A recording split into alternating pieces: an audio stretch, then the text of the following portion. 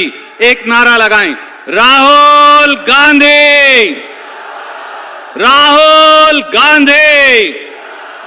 धन्यवाद। रणदीप सुरजेवाला जी, मनीष तिवारी जी, राजा राम त्रिपाठी जी, हमारे कैंडिडेट्स सिद्धार्थ कुशवाहा जी, नीलांशु चतुर्वेदी जी, कल्पना वर्मा जी, राजेंद्र कुमार सिंह जी, रामशंकर प्यासी जी, धर्मेश घाई जी, रश्मि पटेल जी, कांग्रेस पार्टी के हमारे सब कार्यकर्ता, भाइयों और बहनों, प्रेस के हमारे मित्रों, आप सबका यहां बहुत बहुत स्वागत, नमस्कार।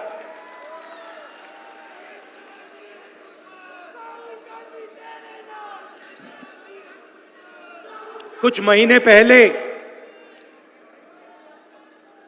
एक साल हो गया, मैं कन्याकुमारी से कश्मीर तक 4000 किलोमीटर आपके साथ, देश की जनता के साथ पैदल चला।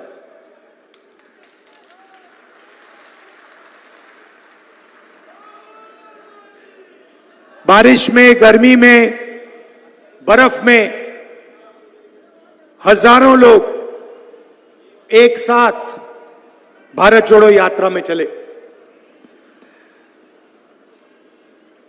बहुत सारे लोगों से बातचीत हुई, लाखों युवाओं से मिला,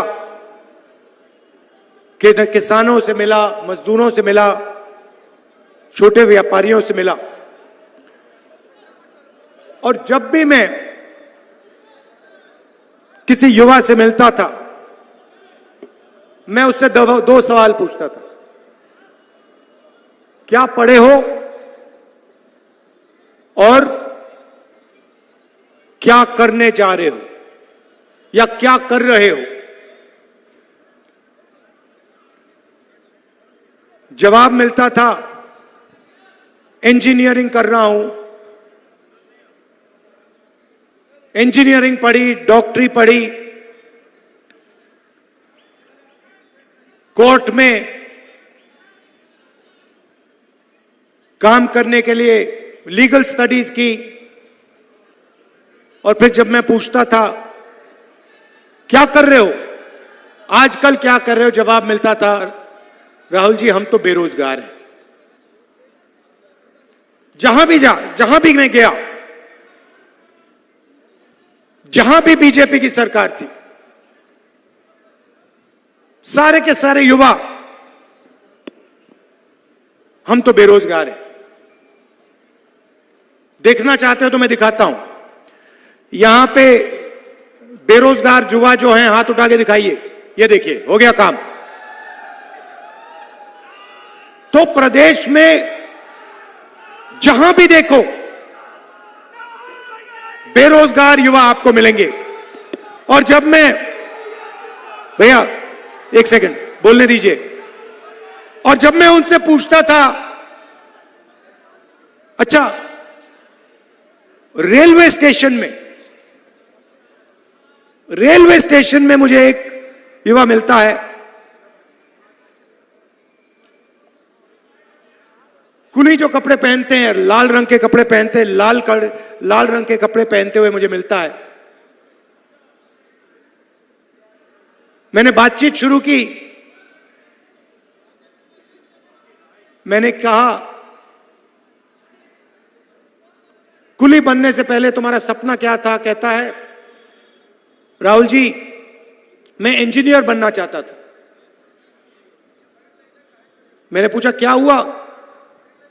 कहता है, राहुल जी मैंने सिविल इंजीनियरिंग की डिग्री ली, हजारों रुपए मैंने प्राइवेट कॉलेज को दिए, रोजगार नहीं मिला, आज मैं कुली का काम कर रहा हूं। यह इस प्रदेश की और इस देश की सच्चाई है। युवाओं में कोई कमी नहीं है, ऊर्जा है। भैया ये बाद में करना। ऊर्जा है, देश को मजबूत बनाना चाहते हैं, देश को खड़ा करना चाहते हैं, मगर यह देश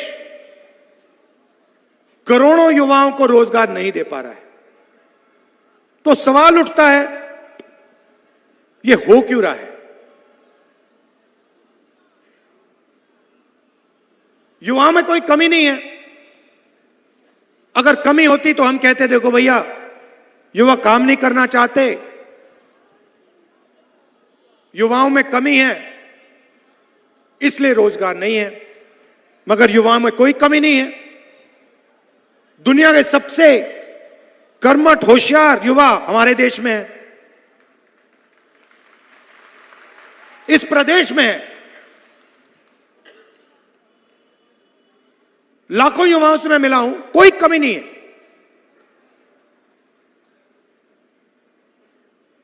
बहुत अच्छी समझ है, ऊर्जा है,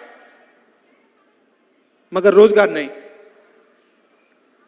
तो सवाल है क्यों नहीं? भाइयों और बहनों, रोजगार बड़े उद्योगपति नहीं देते। रोजगार छोटे व्यापारी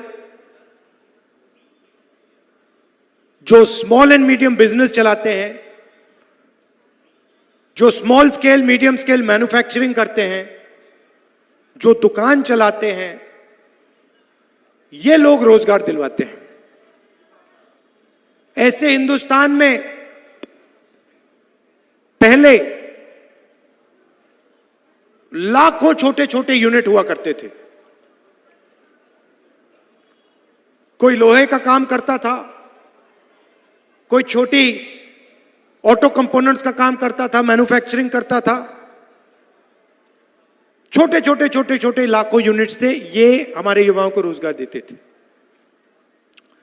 नरेंद्र मोदी जी आए, बीजेपी की सरकारें आई और उन्होंने इन यूनिट्स पर आक्रमण शुरू कर दिया। छोटे व्यापारियों पर, स्मॉल मीडियम बिजनेस पर आक्रमण शुरू कर दिया। कैसे किया? नोटबंदी और जीएसटी। जीएसटी भाइयों और बहनों, ये टैक्स नहीं है। जीएसटी किसानों पर, छोटे व्यापारियों पर, स्मॉल और मीडियम बिजनेस वालों पर आक्रमण है। ये हथियार है जीएसटी। छोटे बिजनेसेस को मारने का, खत्म करने का हथियार है।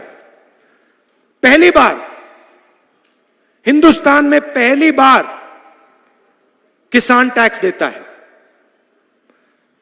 12% ट्रैक्टर पे, 18% पेस्टिसाइड पे, 5% फर्टिलाइजर पर।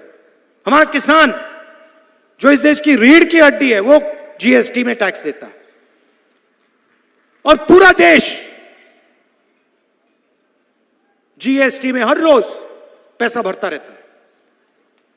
गाड़ी में पेट्रोल डाला, स्कूटर में पेट्रोल डाला, जीएसटी।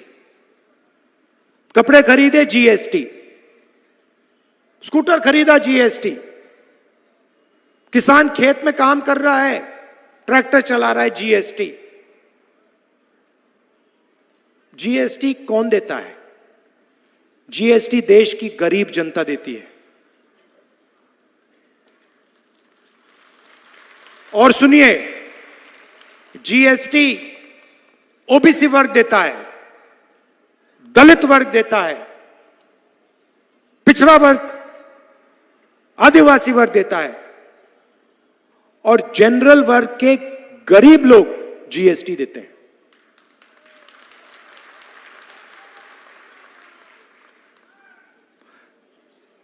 तो बीजेपी की सरकारें क्या करती हैं? आपसे जीएसटी लेती हैं, गरीबों से, और बैंक का पूरा पैसा 3-4 उद्योगपतियों को पकड़ा देती है। अदानी, अंबानी, वो 4-5 लोग हैं। अब मैं आपसे पूछता हूं, 2 तरीके की सरकार होती है। एक सरकार होती है जो गरीबों के जेब में पैसा डालती है, दूसरी सरकार होती है जो 2-3 बड़े उद्योगपतियों की जेब में पैसा डालती है। तीसरी सरकार नहीं होती, बस 2 टाइप की होती है। अब देखिए, कांग्रेस पार्टी ने मनरेगा दिया। मनरेगा गरीबों के जेब में पैसा है, अमीरों के जेब में पैसा है? भोजन का अधिकार गरीबों के जेब में, अमीरों के जेब में? नोटबंदी, जीएसटी, काले जो कानून लाए थे नरेंद्र मोदी किसान के खिलाफ, अमीरों के जेब में पैसा, गरीबों के जेब में पैसा। ये फर्क है। तो मध्य प्रदेश में क्या हुआ है? मध्य प्रदेश की जो नींव थी, जो फाउंडेशन था, जैसे किसी भी इमारत में नींव होती है, उस नींव को बीजेपी ने उखाड़ के फेंक दिया है, उठा के फेंक दिया, खत्म कर दिया। नींव कौन है? नींव किसान है, नींव मजदूर है, नींव बेरोजगार युवा है, छोटे दुकानदार हैं, स्मॉल और मीडियम बिजनेस जो चलाते हैं वो हैं।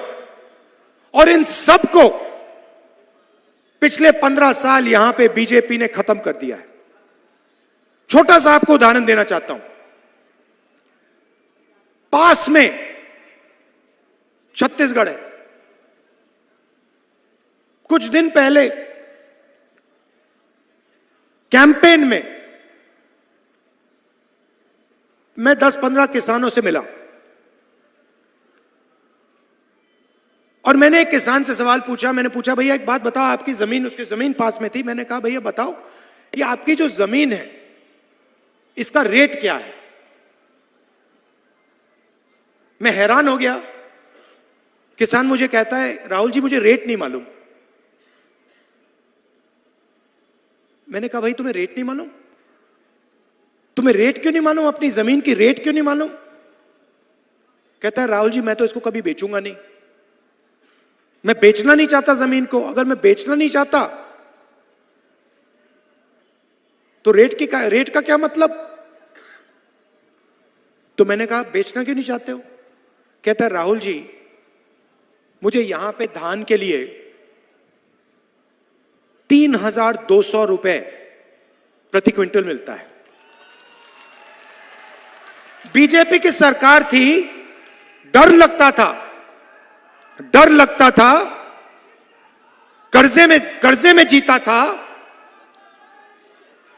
रोज मुझे यह नहीं मालूम होता था कि कब आत्महत्या करने की जरूरत पड़ जाए।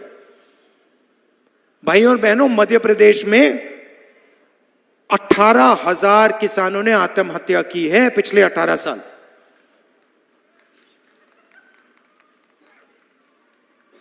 कर्जे के कारण। क्यों? क्योंकि बीजेपी ने उनको सही दाम नहीं दिया। मध्य प्रदेश में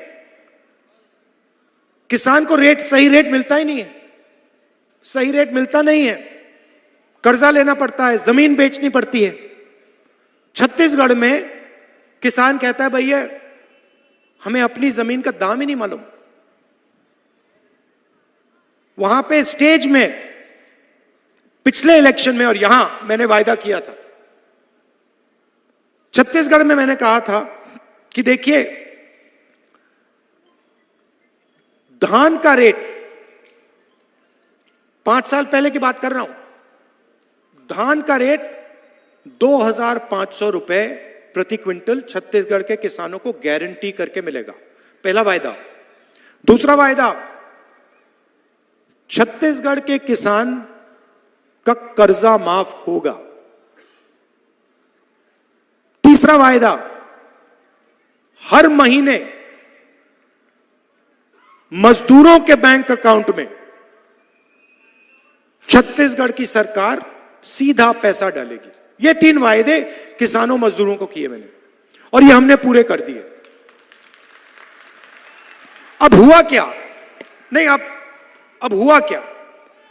बीजेपी पैसा देते हैं अदानी जी को, बड़े बड़े कॉन्ट्रैक्टर्स को, अरबपतियों को। जब बीजेपी की सरकार अदानी को पैसा देती है तो अदानी उस पैसे को कहां खर्च करता है? मध्य प्रदेश में खर्च करता है, आपके गांव में खर्च करता है, कस्बों में खर्च करता है, अमेरिका में जाके घर खरीदता है, जापान में जाके घर खरीदता है, दुबई में घर जाके खरीदता है, दिल्ली में जाके रेस्टोरेंट में खाना खाता है। तो आपका पैसा आपके जेब से निकलता है, जीएसटी से निकलता है, अदानी जी की जेब में जाता है और बाकी दुनिया में चला जाता है। और जब हम किसानों को पैसा देते हैं, मजदूरों को पैसा देते हैं, तो किसान क्या करता है?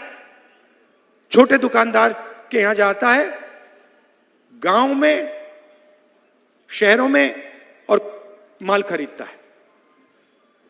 जैसे ही किसान और मजदूर दुकान में जाकर माल खरीदते हैं, छोटे व्यापारी का बिजनेस चालू हो जाता है। मतलब जैसे मोटरसाइकिल का इंजन चालू होता है, वैसे अर्थव्यवस्था चालू हो जाती है।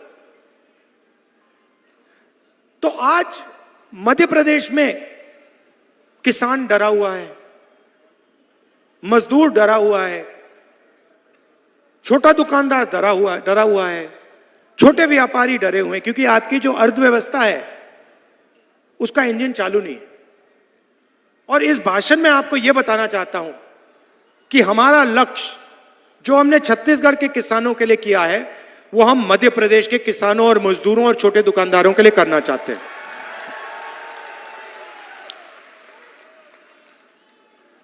हमने पिछले चुनाव में कर्जा माफी की बात की थी और हमने वो करके दिखा दिया था। और फिर बड़े उद्योगपतियों ने, अरबपतियों ने नरेंद्र मोदी जी और चौहान जी से मिलकर मध्य प्रदेश से आपकी सरकार और हमारी सरकार चोरी की, क्योंकि वो जानते हैं कि मध्य प्रदेश की कांग्रेस की सरकार अदानी जी के लिए काम नहीं करेगी, किसानों के लिए, मजदूरों के लिए, छोटे दुकानदारों के लिए काम करेगी। गैस सिलेंडर का रेट क्या है भैया? 1200। छत्तीसगढ़ में क्या रेट है? यहां पे 1200, वहां पे 500। कितने दिन के लिए देगी भैया? 1 महीना के लिए देगी। उसके बाद हम 5 साल के लिए 500 रुपए का सिलेंडर देंगे, क्योंकि हम जानते हैं जब तक हमने जनता की जेब में पैसा नहीं डाला, तब तक मध्य प्रदेश पैरों पर नहीं खड़ा हो सकता। मैंने छत्तीसगढ़, कर्नाटक के चीफ मिनिस्टर से साफ कह दिया, और मध्य प्रदेश में भी यही कहूंगा, जितना पैसा बीजेपी ने अदानी और बड़े अरबपतियों को दिया है, उतना पैसा कांग्रेस पार्टी की सरकार सबसे गरीब लोगों को देने जा रही है। अब देखिए, मेरे सामने अभी आंकड़ा रखा गया, इससे आप पूरी की पूरी कहानी समझ जाओगे। 2021 में 670 किसानों ने मध्य प्रदेश में आत्महत्या की। 670। जानते हो कितने किसानों ने आत्महत्या छत्तीसगढ़ में की? 70। 70 छत्तीसगढ़ में, 670 मध्य प्रदेश में। तकरीबन 10 गुना ज्यादा किसानों ने मध्य प्रदेश में आत्महत्या की। क्यों? क्योंकि छत्तीसगढ़ की सरकार किसानों की सरकार है, मजदूरों की सरकार है, और मध्य प्रदेश की सरकार अरबपतियों की सरकार है। अब नरेंद्र मोदी जी भाषण देने आए और मैंने उनका भाषण सुना। भाषण में नरेंद्र मोदी जी कहते हैं, भाइयों और बहनों, कहते थे, भाइयों और बहनों, मैं ओबीसी वर्ग का हूं। जहां भी जाते थे, मैं ओबीसी वर्ग का हूं, मैं ओबीसी वर्ग का हूं, मैं ओबीसी वर्ग का हूं। भैया 2 करोड़ रुपए का सूट पहनते हैं, क्या चाय की बात कर रहे हो? हजारों करोड़ रुपए के हवाई जहाज में जाते हैं, हजारों करोड़ के हवाई जहाज में जाते हैं, 2 करोड़ 3 करोड़ का सूट पहनते हैं। खैर, कहते हैं मैं ओबीसी हूं। हर भाषण में बोल बोलकर प्रधानमंत्री बन गए। भैया, एक दिन में नरेंद्र मोदी कम से कम 1-2 सूट तो पहनेंगे। आपने कभी देखा 2 दिन में नरेंद्र मोदी ने 1 सूट पहन लिया? कभी देखा आपने? कभी देखा है? मेरी ये सफेद शर्ट चलती है, बस यही चलती है। यही मैं पहनता हूं। नरेंद्र मोदी हर रोज कोई ना कोई नया कपड़ा पहनते हैं, लाखों रुपए का, और फिर आपसे कहते हैं, पहले कहते थे भाई और बहनों मैं ओबीसी हूं। अब कुछ दिन पहले मैंने उनका भाषण सुना, कहते हैं भैया हिंदुस्तान में सिर्फ एक जात है, वो है गरीब। मतलब नरेंद्र मोदी ओबीसी और देश में सिर्फ एक जात, वो है गरीब। देश में ना ओबीसी है, ना दलित है, ना आदिवासी है, ना जनरल है, सिर्फ गरीब। ये इनका नया भाषण है। हिंदुस्तान से नरेंद्र मोदी के दिमाग में जात पता है क्यों गायब हो गई? क्योंकि मैंने जाति जनगणना की बात शुरू कर दी। जैसे मैंने कहा कि भैया ये पता लगाते हैं इस देश में कितने ओबीसी युवा हैं, कितने दलित हैं, कितने आदिवासी हैं, किसकी कितनी आबादी है। उस दिन से नरेंद्र मोदी कहते हैं, राहुल जी हिंदुस्तान में कोई जात नहीं, गायब हो गई जात, खत्म।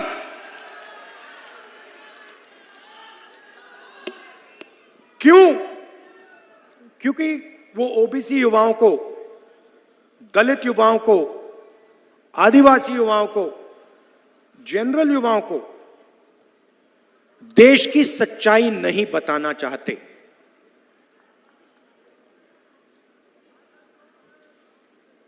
कन्याकुमारी से कश्मीर में चला,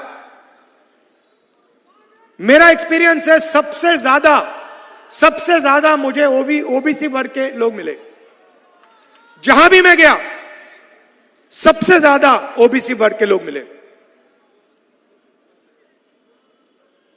अंदाजे से कहता हूं कम से कम हिंदुस्तान में 50% ओबीसी वर्ग है, अंदाजे से कहता हूं। तो नरेंद्र मोदी जी कहते हैं शिवराज चौहान जी कहते हैं कि मध्य प्रदेश में ओबीसी की सरकार चल रही है। मैंने आपके लिए आंकड़ा निकाला है। मध्य प्रदेश की सरकार को, दिल्ली की सरकार को एमएलए नहीं चलाते। मध्य प्रदेश दिल्ली की सरकार को सरकारी अफसर चलाते हैं, आईएएस के लोग चलाते हैं। सही? आप किसी भी बच्चे से पूछो, किसी भी युवा से पूछो, क्या करना चाहते हो? हम आईएएस में जाना चाहते हैं, आईपीएस में जाना चाहते हैं, क्योंकि वो जानते हैं देश को एमएलए नहीं चलाता, देश को आईएएस चलाती है, आईपीएस चलाती है, अफसर चलाते हैं।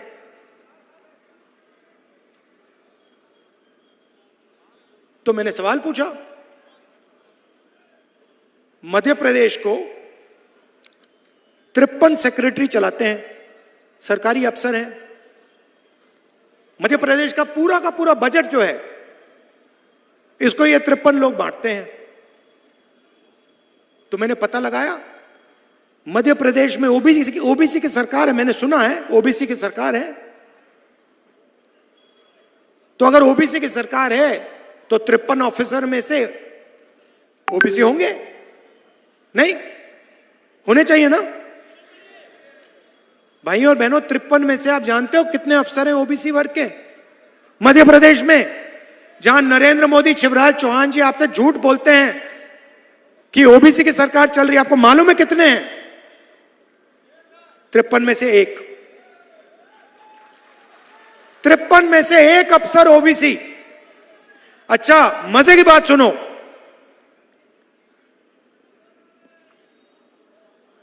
तिरपन में से एक ओबीसी। अगर मध्य प्रदेश का बजट 100 रुपए का है तो ओबीसी अफसर जो है वो सिर्फ 33 पैसे पर निर्णय लेता है। मतलब ओबीसी 50%,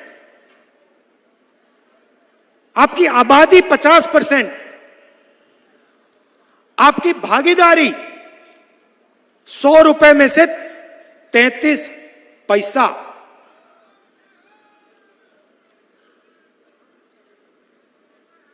आबादी 50%, भागीदारी 100 रुपए में से 33 पैसा। फिर से सुन लो। और नरेंद्र मोदी जी और आपके चीफ मिनिस्टर कहते हैं मध्य प्रदेश में ओबीसी की सरकार। कैसी ओबीसी की सरकार है ये? कौन से ओबीसी की सरकार है? अगर बजट के सारे निर्णय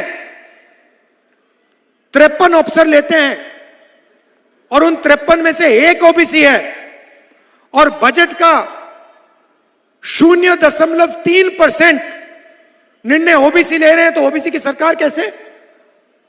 आपको झूठ बोला जा रहा है। यहां कोई ओबीसी की सरकार नहीं है, यहां पे ओबीसी की कोई भागीदारी नहीं है।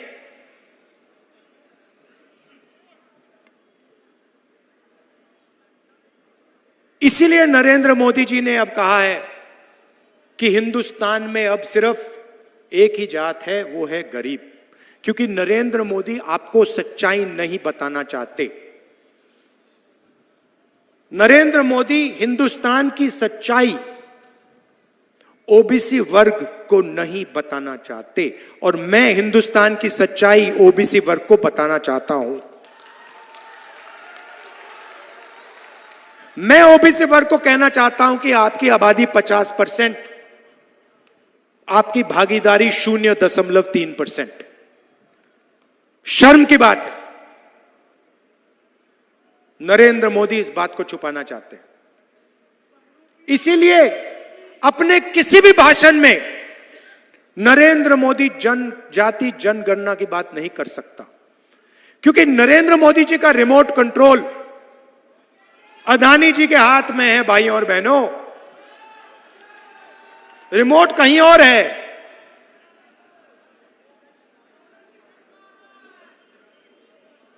टीवी यहां आपके सामने, रिमोट कहीं और। सच्चाई। तो जैसे ही मध्य प्रदेश की सरकार आएगी, हमारा पहला कदम जाति जनगणना सर्वे मध्य प्रदेश में, और जैसे ही हमारी सरकार दिल्ली में आएगी, नेशनल जाति जनगणना कांग्रेस पार्टी करके दे देगी। होगा क्या? बात समझिए। किसी को चोट लगती है, किसी को पैर में चोट लगती है, पहला काम आप अस्पताल जाते हो, पहला काम होता है भैया एक्सरे करिए। डॉक्टर कहता है जाके एक्सरे करो। एक्सरे के बाद पता लग जाता है कि टांग टूटी हुई। जाति जनगणना देश का एक्सरे है। एक्सरे के बाद हर आदिवासी को, हर दलित को, हर ओबीसी को, हर जनरल कास्ट के युवा को पता लग जाएगा मेरी आबादी इस देश में कितनी है, मेरी भागीदारी कितनी होनी चाहिए। और फिर मध्य प्रदेश और देश का सच्चा विकास शुरू हो सकेगा। जिस दिन तक जाति जनगणना नहीं होगी, तब तक पिछड़ी जातियों को भागीदारी नहीं मिल सकती। यह सच्चाई है और यह क्रांतिकारी काम है। इससे देश बदल जाएगा, करोड़ों लोगों की जिंदगी बदल जाएगी। मैं उदाहरण देता हूं आपको छोटा सा, जिससे आप पूरी बात समझ जाएंगे।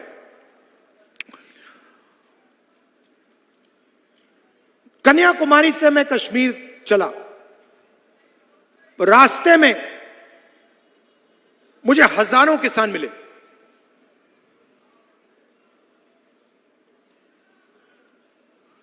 तूफान आया, उनका नुकसान हुआ। मैंने उनसे पूछा, और मैं एक की बात नहीं कर रहा हूं, मैं हजारों किसानों की बात कर रहा हूं। मैंने उनसे पूछा, भैया एक बात बताओ, ये जो फसल बीमा योजना है, जब आपके खेत में नुकसान हुआ, क्या इसका पैसा आपको मिला? हजारों किसानों ने मुझे कहा कि राहुल जी, जब नुकसान हुआ हम ईमेल करते रहे, फोन लगाते गए, कुछ नहीं हुआ, पैसा गायब हो गया। हजारों किसानों ने। अब सुनिए होता क्या है। बीमा योजना का पैसा 35,000 करोड़ रुपए, हिंदुस्तान की सरकार ने 20,000 करोड़ रुपए दिए, स्टेट की सरकार ने 10,000 करोड़ रुपए दिए, किसानों ने तकरीबन 3-4 हजार करोड़ रुपए दिए। ये किसका पैसा है? ये गरीबों का पैसा है, जीएसटी से आया। आपने पेट्रोल खरीदा, जीएसटी भरी, किसान ने ट्रैक्टर खरीदा, जीएसटी भरी, फर्टिलाइजर खरीदा, जीएसटी भरी, जीएसटी से पैसा आया। जीएसटी से पैसा आया, सरकार ने पैसा बीमा योजना में डाला। आप जानते हो बीमा योजना का पैसा कहां गया? 16 कंपनी के पास। 16 कंपनियों को हिंदुस्तान की सरकार ने पूरा पूरा बीमा का पैसा पकड़ा दिया। और जब आपको जरूरत पड़ी, आपका पैसा था, सरकार का पैसा नहीं था, मध्य प्रदेश की जनता का पैसा था, पिछड़ों का पैसा था, दलितों का पैसा था, आदिवासियों का पैसा था। जब आपको पैसे की जरूरत पड़ी, 16 कंपनियों ने आपसे कहा भैया नहीं मिलेगा, नहीं देंगे, आपका नुकसान नहीं हुआ। आप कह रहे हो कि ओला गिरा, ओला नहीं गिरा। आप कह रहे हो कि तूफान आया, तूफान नहीं आया। आप जानते हो, मैं जानता हूं, मध्य प्रदेश के किसान जानते हैं, पूरा का पूरा पैसा 16 कंपनी में गया। अब मैं आपसे सवाल पूछना चाहता हूं, 16 कंपनी में ओबीसी कितने, दलित कितने, आदिवासी कितने? जीरो। उसमें एक भी नहीं है। तो हुआ क्या? ओबीसी, दलित, आदिवासी के जेब में से पैसा निकाला गया और सीधा वो पैसा 16 कंपनीज में गया। अच्छा, अगर 16 कंपनी में दलित, आदिवासी, पिछड़े लोग होते तो मैं कहता ठीक है भैया, पिछड़ों की जेब से गया, दलितों की जेब से गया, आदिवासियों की जेब से गया, 16 कंपनी है, उसमें आदिवासी लोग काम करते हैं, दलित लोग काम करते हैं, ओबीसी लोग काम करते हैं, ठीक है। मगर आपका तो उसमें एक आदमी नहीं है, एक आदमी नहीं है। तो आपकी जेब में से पैसा जा रहा है, 16 कंपनी की जेब में जा रहा है। आप देखते रहो। आपको बात समझ नहीं आ रही भैया, हो क्या रहा है ये? हमने बीमा का पैसा भरा, जब नुकसान हुआ कहते नहीं है। ये सच्चाई है। और नरेंद्र मोदी जी का एक ही काम है, ओबीसी वर्ग की जो सच्ची आबादी है, वो ओबीसी वर्ग को ना पता लग जाए, ये नरेंद्र मोदी का काम है। और मेरा काम है कि ओबीसी वर्ग को पता लग जाए इस देश में कितने ओबीसी हैं, कौन सी जात के ओबीसी हैं। मैं जाति जनगणना को करके दिखा दूंगा। मोदी जी कुछ भी करें, कितने भी भाषण दें, जाति जनगणना होगी। जैसे हमने छत्तीसगढ़ में वायदा किया था, यहां कर्जा माफी का वायदा किया था, कर्जा माफी होगी। छत्तीसगढ़ में 3,200 रुपए धान के लिए मिलता है, हमने वायदा किया था मिलेगा। मैं आपको यहां से गारंटी कह रहा हूं, जाति जनगणना होगी, कांग्रेस पार्टी करके दिखा देगी। आप सबका दिल से धन्यवाद, नमस्कार, जय हिंद।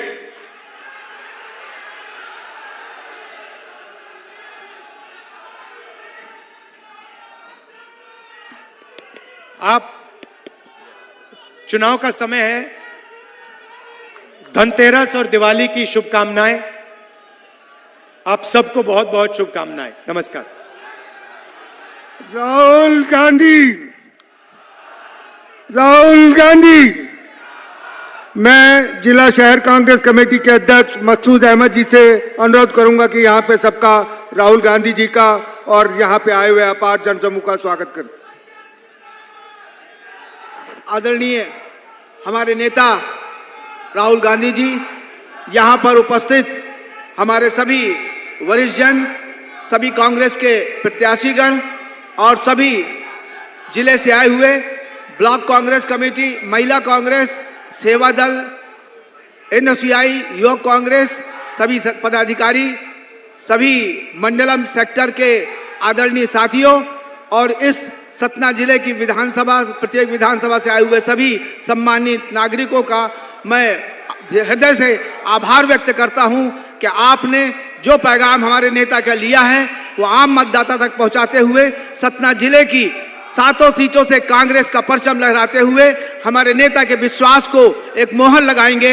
और हमें विश्वास है कि आप लोगों के इसी हिम्मत से यहाँ पर सरकार बनेगी। आप सबका यहाँ पर उपस्थित रहने के लिए मैं आभार व्यक्त करता हूँ। धन्यवाद। जय हिंद।